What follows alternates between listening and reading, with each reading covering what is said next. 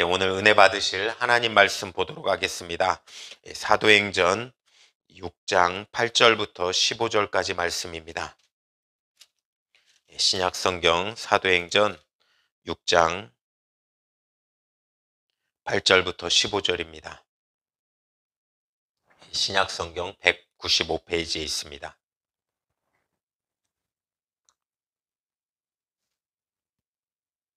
신약성경 195페이지 사도행전 6장 8절부터 15절까지 말씀 제가 봉독합니다. 스데반이 은혜와 권능이 충만하여 큰 기사와 표적을 민간에 행하니 리버디노 구레네인 알렉산드리아인 길르기아와 아시아에서 온 사람들이 회당이라는 각 회당에서 어떤 자들과 일어나 스데반으로 더불어 변론할세 스데반이 지혜와 성령으로 말함을 저희가 능히 감당치 못하여 사람들을 가르쳐 말시키되 이 사람이 모세와 및 하나님을 모독하는 말 하는 것을 우리가 들었노라 하게 하고 백성과 장로와 서기관들을 충동시켜 와서 잡아가지고 공회에 이르러 거짓 증인들을 세우니 가로되 이 사람이 이 거룩한 곳과 율법을 거스려 말하기를 마지 아니하는도다. 그의 말이 이 나사렛 예수가 이곳을 헐고 또 모세가 우리에게 전하여 준 규례를 고치게 했다 함을 우리가 들었노라 하거늘 공회 중에 앉은 사람들이 다 스데반을 주목하여 보니 그 얼굴이 천사와 같더라. 아멘. 오늘 본문의 말씀을 중심으로 주님이 원하시는 성도의 삶이라는 제목으로 은혜를 나누고자 합니다. 주님이 원하시는 성도의 삶이란 그런 제목입니다. 오늘 본문의 말씀을 보니까 스데반이 나옵니다. 스데반은 이 이름의 뜻이 무슨 뜻이냐면 면류관이라는 뜻입니다. 면류관. 성경에 칭송받는 인물들이 참 많은데 그 중에서도 이렇게 일과할 때에 흠없이 칭송받는 사람은 이 스데반, 그렇게 기록된 인물이 스데반입니다. 또 우리가 잘 알다시피 또 첫 선교자입니다. 그리고 7집사를 세울 때 이 스데반이 세워진 것입니다. 이 스데반을 일컫는 수식어가 오늘 본문에 보니까 성령, 은혜와 권능이 충만하여 라고 표현합니다. 그리고 믿음과 지혜가 충만한 사람, 은혜와 권능이 충만한 사람이라는 표현이 이 스데반을 일컫는 이 표현입니다. 이 스데반을 일컫는 이런 평가가 우리 성도님들에게도 있어지기를 간절히 축원합니다. 6장 8절에 보니까 은혜와 권능, 그리스도인을 우리 믿는 사람들이 살고자 하는 근거는 이 은혜와 권능입니다. 어떤 사람들은 경제적인 힘, 그리고 또한 성실한 덕과 업적, 그리고 사회적 지위가 많은 뭐 이런 부분들을 보지만 우리 믿는 사람들, 교회 안에 있는 사람들은 우리가 예수를 믿고 또 구원받은 사람에게는 가장 필요한 것이 은혜와 권능입니다. 믿음의 사람들은 위로서부터 오는 능력, 그리고 하나님이 주시는 능력, 이 하나님으로부터 공급되는 은혜와 권능으로 살아야 되고 그것을 근거로 살아야 된다라는 것입니다. 사실 믿는 사람들은 어떠한 다른 것이 많아 할지라도 이것이 우리 안에 있지 않으면 우리는 공고하고 힘들고 어려울 수밖에 없는 것입니다. 이 하나님의 은혜와 권능이 충만한 우리 성도님들 되시기를 간절히 축원합니다. 우리에게도 굉장히 중요한 수식어입니다. 은혜와 권능이 충만한 자. 스데반에게도 중요했지만 우리도 이런 권능과 은혜로 살아가는 우리 성도님들 되시기를 바랍니다. 이 스데반의 설교가 7장에 나오는데 이 설교는 설교이자 곧 유언을 하고 있습니다. 이 설교를 마치고 순교를 했기 때문에 그렇습니다. 죽게 될 것을 알면서도 끝까지 말씀을 전했던 것입니다. 설교자 가운데서도 많은 사람들이 설교하면서 죽었으면 좋겠다라고 하는 바람과 소망이 있습니다. 저 역시도 이 말씀을 전하면서 설교하다가 죽는 영광, 그것이 굉장히 믿는 사람으로서 또한 설교자로서도 영광이라는 것입니다. 이 실천이 스데반으로서 이루어진 것입니다. 우리 믿는 사람들에게 적용하면 우리 믿는 사람도 숨질 때까지 말씀 전하다가 죽는 삶, 마지막까지도 내가 이 복음을 예수를 믿어라, 또한 믿음의 사람들, 또한 믿는 우리 부모님, 할아버지, 할머니들 같은 세대들은 숨쉴 때까지 마지막 병상에서도 마지막 그 침대에서도 자기 자녀들에게 "너희는 꼭 예수 믿다가 천국 가서 나중 천국에서 나를 만나자." 이런 고백이 있는 삶.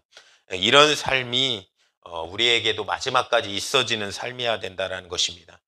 설교를 할 때 먼저 아브라함부터 언급합니다. 스데반이 이 믿음의 조상 아브라함부터 얘기하는 이유가 그 사람들을 상대하기 위함입니다. 이 사람들은 누굽니까? 골수 유대인들에게 예수님부터 얘기하는 것이 아니라 아브라함부터 설명합니다. 아브라함부터 언급합니다.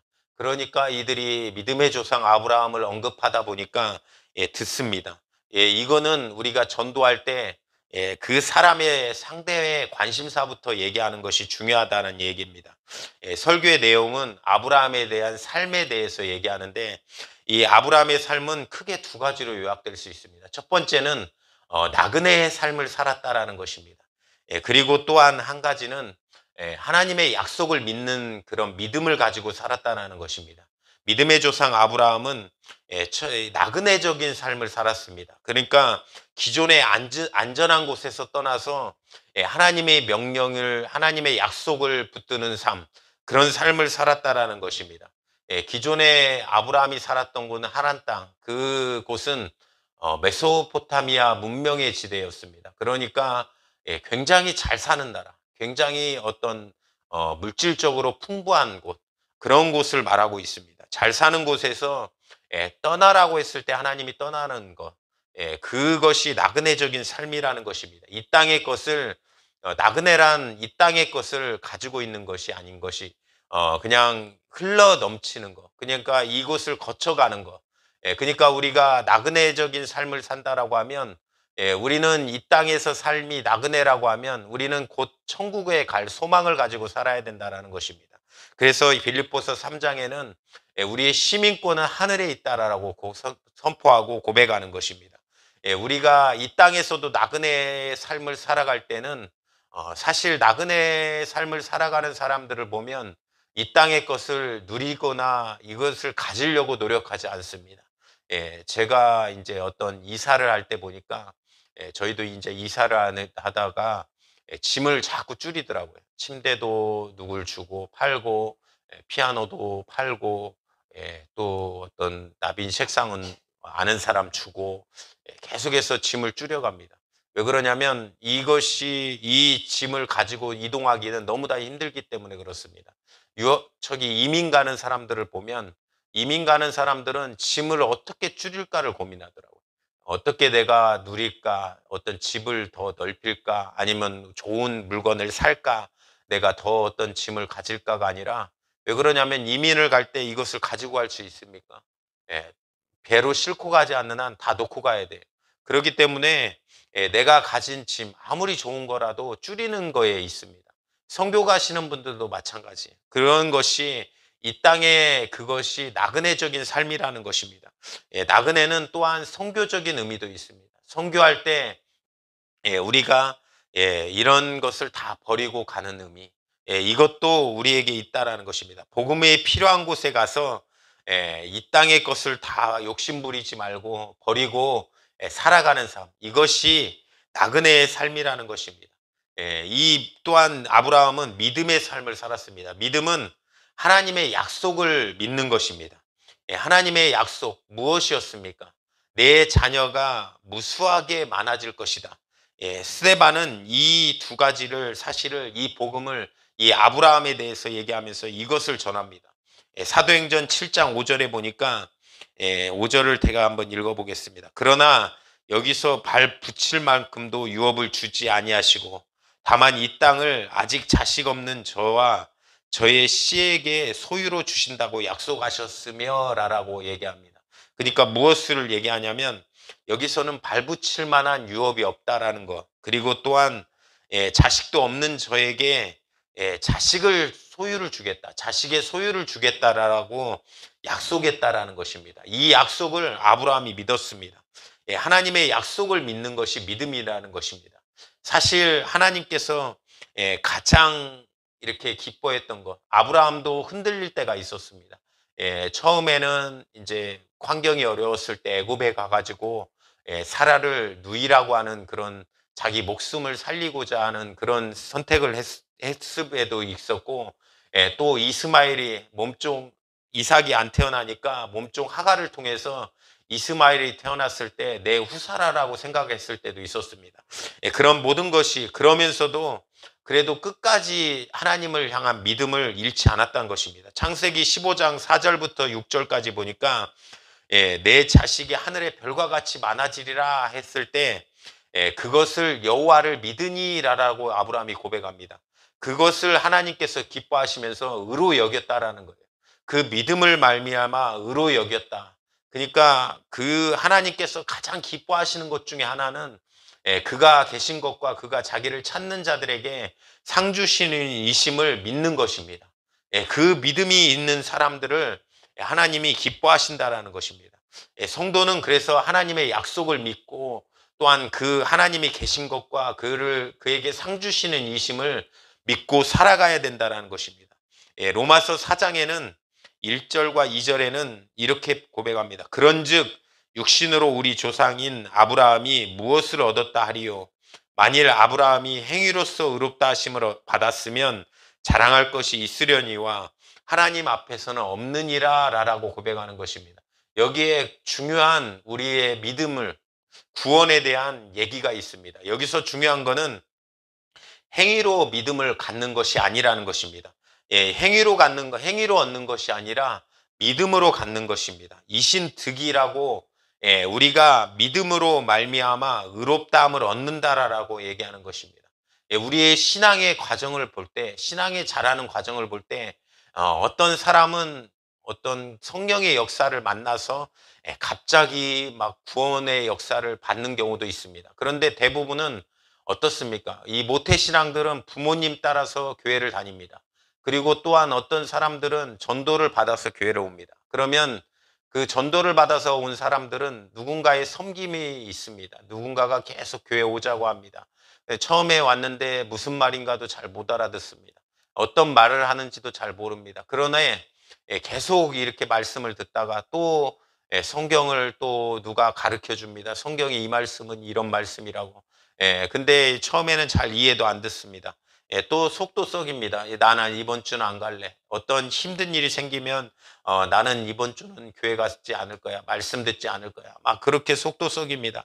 그런데 어쩔 때 성령의 역사가 있을 때 회개가 일어납니다. 그 마음속에 회개가 일어나고 하나님이 살아계신 것과 또한 예수 그리스도가 날 위해서 십자가에 달려 죽으셨다는 그 사실이 믿어진다라는 것입니다. 믿어지는 그런 역사가 있는 것입니다. 그런 경험들이 있지 않습니까? 저도 그랬습니다. 저도 모태신앙으로 계속 교회는 왔는데 어느 순간에 성령께서 역사하시니까 이 믿음이 생기더라고요. 믿음이 생기면서 하나님이 살아계신 것 그리고 또한 예수님이 날 위해서 십자가에 달려 죽으신 것이 믿어지더라고요. 이것이 구원이라는 거예요. 이것이 믿으니까 구원을 받았다라고 얘기하는 것입니다. 스데반은 유대인에게 붙잡고 있는 혈통의 뿌리인 아브라함에 대한 허상을 드러내고자 하는 것입니다. 아브라함이 믿음으로 구원을 받았지 행위로 구원받은 것이 없다라고 얘기하는 거예요. 아브라함에게 구원받을 만한 조건과 행위가 있어서가 아니라 하나님의 일방적인 그 사랑과 이하에서 받은 선물로 말미암아 저가 구원을 받게 되었다라고 얘기하는 것입니다. 우리는 이렇게 하나님의 은혜와 긍휼을 기억하고 또한 그리스도의 십자가 사건을 기억하며 우리가 얼마나 죄인인 것을 발견하고 깨닫고 살아가야 되는 것입니다. 그래서 구원받을 그 은혜를 감사하면서 살아가야 되는 것입니다. 오늘 은혜 받은 오늘 읽은 본문을 다시 한번 돌아가서 보면 스데반이 이 복음을 전합니다. 6장 10절에 보니까 많은 농객들이 많은 사람들이 변론하는데 많은 사람들이 달려들었는데 그의 지혜와 성령으로 말함을 인해서 저희가 그것을 당하지 못하는 것입니다. 성령으로 지혜로 말하는 사람들은 이렇습니다. 이렇게 그 많은 사람들이 얘기하지만 당하지 못하는 것입니다. 스데반은 사실 개인의 이력이 나오지 않습니다. 그러니까 일곱 집사 중 하나라고만 되어 있습니다. 그러니까 오늘날로 말하면 평신도라는 것입니다. 평신도인데도 평신도인데도 불구하고 성령과 또한 지혜가 충만하다 보니까 많은 유대인들이 그와 논리 마을에 싸움이 되지 않는 것입니다. 지혜와 성령으로 말함을 인하여 저들이 당하지 못하는 것입니다. 그러다 보니까 무슨 방법을 씁니까? 13절과 14절에 두 가지 방법을 씁니다. 13절에는 거짓 증인을 세웁니다. 그리고 14절에는 제목을 나열합니다. 13절부터 거짓 증인을 세우니 가로되 이 사람이 이 거룩한 곳과 율법을 거스려 말하기를 마지 아니하는도다. 그의 말이 이 나사렛 예수가 이곳을 알고 또 모세가 우리에게 전하여 준 규례를 고치겠다 함을 우리가 들었노라 하거늘. 악한 역사가 자주 쓰는 방법입니다. 우리가 어떠한 정말로 정면으로 핍박하다가 안 되면 돌려서 게으름과 나태 그리고 또한 여러 가지 방법으로 우리를 무너뜨립니다. 또한 이런 거짓 증인과 제목으로 우리를 핍박할 때가 있습니다. 우리가 하지 않은 말, 우리가 하지 않은 행동을 했다라고 하면서 덧붙이거나 더한 역사를 이뤄낼 때가 있습니다. 이런 마귀 역사에 악한 역사에 절대로 지지 않는 우리 성도님들 되시길 간절히 축원합니다. 이 두 가지는 무슨 말이냐면 예수님께서 성전에 대한 죄목이 너에게 있다라는 거예요. 성전을 허물겠다라고 얘기했다는 거예요. 이 허무는 의미는 우리 믿는 사람이면 무슨 의미인지 다 압니다. 이 성전을 내가 예수님께서 이곳을 얼고 너희가 성전을 헐라 내가 사흘 만에 다시 지을 것이다. 이 성전을 이 사흘 만에 다시 지을 것이다 라고 얘기한 게 무슨 뜻입니까? 우리 믿는 사람들은 다 압니다. 왜 그러냐면 이게 무슨 뜻이냐면 성전이 허물어지지만 예수님께서 다시 말해서 죽겠지만 사흘 만에 부활을 통해서 다시 일어나고 다시 세워져서 생명을 주시겠다라는 메시지입니다. 이 메시지는 이 메시지예요. 그런데 이것을 말 그대로 꼬투리 잡는 것입니다. 너희가 성전을 헐라. 이거는 유대인들에게는 큰 제목이거든요. 이거는 성전을 네가 헐겠다? 이것에 대해서 그 이스마엘의 후손인 그 뭐 그 어디 종교입니까? 그 유대인들 옆에 있는 그 팔레스타인 지역들 걔네들이 믿는 게 코란 뭐 이스마엘의 후예로 그거를 믿잖아요.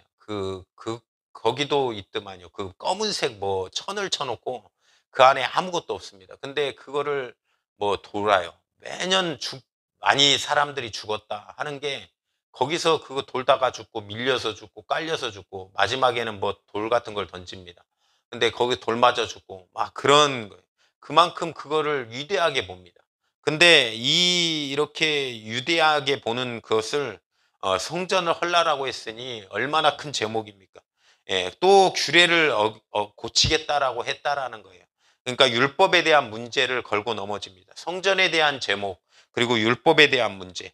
예수님께서 율법을 완성시키겠다고 했지 율법을 고치겠다라고 했지 않았습니다. 그런데 그 말을 또한 모함하는 것입니다. 그러면서 이렇게 사도행전 6장 15절에 보니까 스데반을 죽이겠다라고 나옵니다. 15절에 보니까 스데반을 얼굴을 봅니다. 스데반을 주목하여 보니 그 얼굴이 천사의 얼굴과 같더라. 사실 공회에 앉은 사람들은 스데반을 적으로 보는 사람입니다. 스데반을 반대하는 사람입니다. 그런 사람들이 봤을 때도 스데반의 얼굴이 천사의 얼굴과 같더라라고 표현이 되는 거예요. 구약에서 보면 모세가 시나이산에서 율법을 받고 왔을 때 그 내려온 얼굴에 광채가 났다라고 표현합니다. 마치 그와 같은 현상이 나타난 것입니다. 스데반의 얼굴이 천사의 얼굴과 같더라. 많은 안 믿는 사람들, 스데반을 반대하는 사람들이 봐도 공에 앉은 사람들이 봐도 스데반의 얼굴이 그런 천사의 얼굴과 같다라고 얘기하는 것입니다. 이렇게 성령이 충만할 때 유대인의 지도자들과 격전을 펼치다가 스데반은 순교하고 맙니다. 스데반은 성령이 충만하고 권능과 믿음과 또한 은혜가 충만한 사람이라도 불구하고 짧은 인생을 설교 한 편을 하고 순교를 당하였습니다. 사실 두 가지 생각이 듭니다. 첫 번째는 죽음에 대한, 인간으로서는 굉장히 이 죽음만큼 힘든 것이 없습니다. 사실 우리가 가장 두려워하는 것이 무엇입니까? 죽음입니다. 인간이 가장 두려워하는 것은 죽음입니다. 근데 믿는 사람들은 사실 이 죽는 것이 두렵지 않습니다. 사실 스데반에게 안타까운 거는 인간의 제가 눈으로 볼 때 이 성령이 충만한 사람이 사역을 했으면 더 많은 사역을 하지 않았을까? 우리 믿는 사람들은 그런 관점에서 봐야 됩니다. 이 사람이 순교당한 거는 정말로 하나님께는 영광인 것입니다. 또한 이 사람에게도 영광인 것입니다. 그런데 인간의 눈으로 아쉬운 것 중에 하나는 더 많은 것을 알 수 있는 사람인데 이렇게 빨리 갈 수 있나? 그런데 스데반이 하나님에게 맡은 역할이 이 부분이라는 것입니다. 유대인 앞에서 그리스도에 대한 신앙을 변증하고 말하고 죽는 역할이 스데반의 역할이라는 것입니다. 스데반의 인생에 하나님이 바라시는 뜻이 그것이었습니다. 마지막 스데반이 순교당할 때 하나님을 바라봅니다. 그 영안이 열려서 쫙 바라보는 역사가 일어나는 거예요. 그럴 때 하나님이 인정하고 바라보는 것입니다. 인정하고 네 삶을 인정했다라는 거예요. 우리에게도 각자에게도 맡기신 생의 몫이 있습니다. 우리는 그것을 받아들여야 됩니다. 아멘이십니까? 세상을 사는 사람들은 자기의 사상과 자기의 어떤 것을 위해서 목숨을 바치는 사람이 있습니다. 한낱 세상을 사는 사람도 자기가 가지고 있는 가치관을 위해서 목숨을 거는 사람이 있습니다. 우리는 이 인생이 굉장히 긴 것 같아도 짧은 인생을 살아갑니다. 우리 인생이 벌써 저는 이제 올해 45이 되었습니다. 참 인생을 살아보니까 중앙등부 고등학교 때는 지도기도 안 가더라고요. 인생이 지도기 안 흘러가요. 그런데 어떻게 보면 꺾인 90 아닙니까? 반절은 살아온 것 같아요. 이제 잘 살아야 반절 살아온 거고, 못 살면 더 조금 사는 거고, 그런데 인생을 살면서 우리는 우리의 인생을 어떻게 살아야 되는가 고민해 봐야 되는 것입니다. 성도는 짧은 인생을 살면서 어떤 분들은 장애와 평생을 살아가면서 힘들고 어려운 역할을 맡은 사람들도 있습니다. 그것이 하나님 앞에 어떤 분의 고백입니다. 장애인을 맡고 있는 사람들은 평생 그 장애인과 붙어 살아야 돼요. 그것이 힘들잖아요. 그것이 인생 가운데 힘든 거 아닙니까? 그래서 하나님 앞에 기도했지만 하나님이 너에게 네가 믿을 만해서 맡겼다라는 응답을 들었다라고 하더라고요. 그래서 그분들을 그 장애인과 평생을 살아가면서 힘든 어려운 역할을 하면서 살아가는 사람이 있습니다. 또한 물질이 많은 사람도 있고 적은 사람도 있을 수 있습니다. 또한 그것이 남과 비교하면서 기죽을 필요는 전혀 없는 것입니다. 우리에게 하나님이 맡겨준 삶이 있다라는 것입니다. 스데반도 하나님에게 맡은 역할이 이 순교의 삶이었습니다. 마태복음 16장에 보니까 예수님께서도 제자들에게 아무든지 나를 따라오려거든 자기를 부인하고 자기 십자가를 지고 나를 쫓을 것이니라 라고 얘기합니다. 우리의 십자가는 무엇입니까? 우리의 인생과 우리의 모든 것 가운데 문제가 있을 수 있습니다. 이것이 나의 십자가일 수 있습니다. 내 인생 가운데 살아가는 것, 그것이 나의 사명인 것입니다. 내가 하나님께 맡겨진 사역, 또한 그 사명들, 그것을 이루는 것이 그것이 우리의 인생이라는 것입니다. 우리 성도님들은 어떤 인생을 살아가시겠습니까? 우리의 인생 가운데 스데반은 그 순교자의 사명, 그 인생을 살았던 것입니다. 우리는 우리에게 맡겨진 십자가가 있습니다. 그 십자가를 하나님 앞에 붙들고 살아갈 때마다 그런 정말로 믿음으로 살아가기를 간절히 축원합니다. 그래서 정말로 흔들리지 않고 그 사명을 이루면서 평생의 살아감으로 말미암아 하나님의 뜻을 이루고 하나님의 능력을 이루는 주님의 크신 은혜의 백성 되기를 주님의 이름으로 축원드립니다. 예, 오늘 이 시간 합심으로 기도하실 때 하나님 우리의 인생을 하나님 그런 삶으로 살아가기를 원합니다. 주님이 원하시는 성도의 삶을 아버지 우리가 살기를 원합니다. 그런 삶을 살아갈 수 있도록 하나님 주여 우리를 축복하여 주시옵소서. 그런 삶으로 살아갈 수 있는 우리 믿음의 성도님들 다 될 수 있도록 도와주시고 하나님 정말로 주님 마지막까지 하나님 복음 전하며 사는 역사가 우리를 통하여 이루어지고 나타날 수 있도록 하나님 주여 축복하여 주시옵소서. 그런 삶으로 살아가게 해달라고 이 시간 주여 삼창에 치고 기도하겠습니다. 주여 주여 주여 생명 되신 주님 오늘도 불러주셔서 하나님 예배할 수 있도록